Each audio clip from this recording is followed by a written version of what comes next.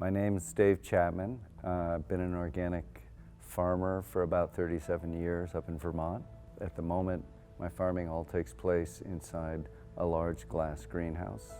I grow tomatoes, organic tomatoes. I've always been an organic farmer. In the soil, of course, which is the only way it could be. For the last 5 years, I've become pretty active in a national effort to try and reform the National Organic Program and try and bring it back into alignment with what traditional organic always meant. I'd say we failed, but in the process of failing, we have created a movement that will succeed.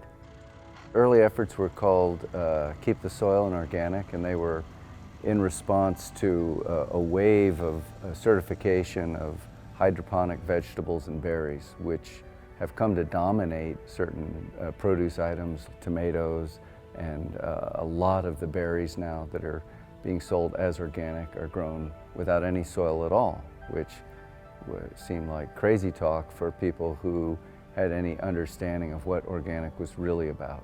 It's always been about maintaining and improving the fertility of the soil, and all good things come from that. Plant health and animal health and human health, and now we've discovered, and this is relatively new understanding, is that climate health also come from healthy soil.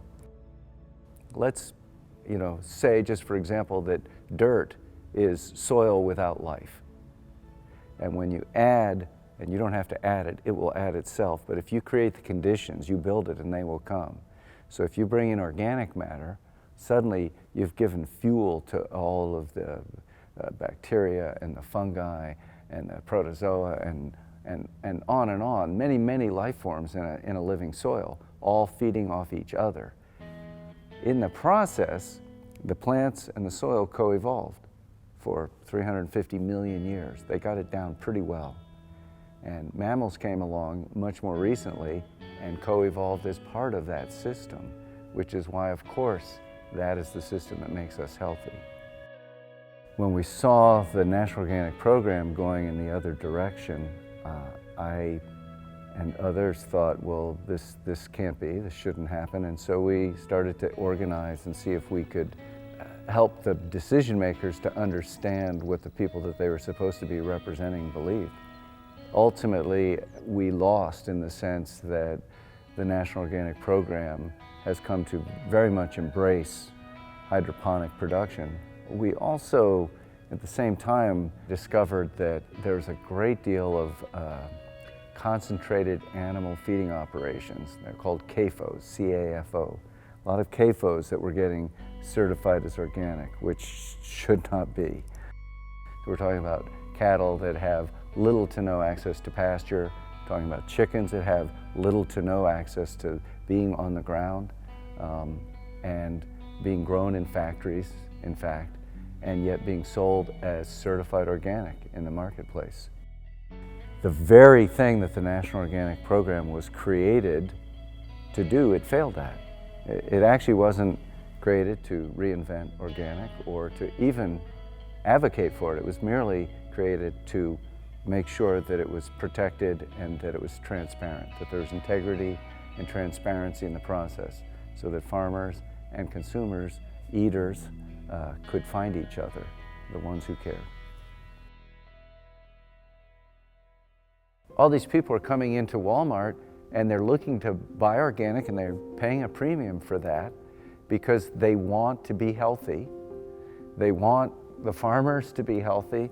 They want the climate to improve. They see this as a good thing. They don't understand how it works or why. They probably don't understand much about mycorrhizal fungi, but they do trust the organic farmers that they know of to lead them in the right direction. And the problem is that we now have large corporate farms. I think Michael Pollan called them the organic industrial complex. And they are using these small farms as a banner, saying, yeah, we're with them, but they aren't with us. It's kind of a perfect manifestation of shallow organic. And I'm not saying that it's not better than straight conventional farming, but it's miles from what we're talking about.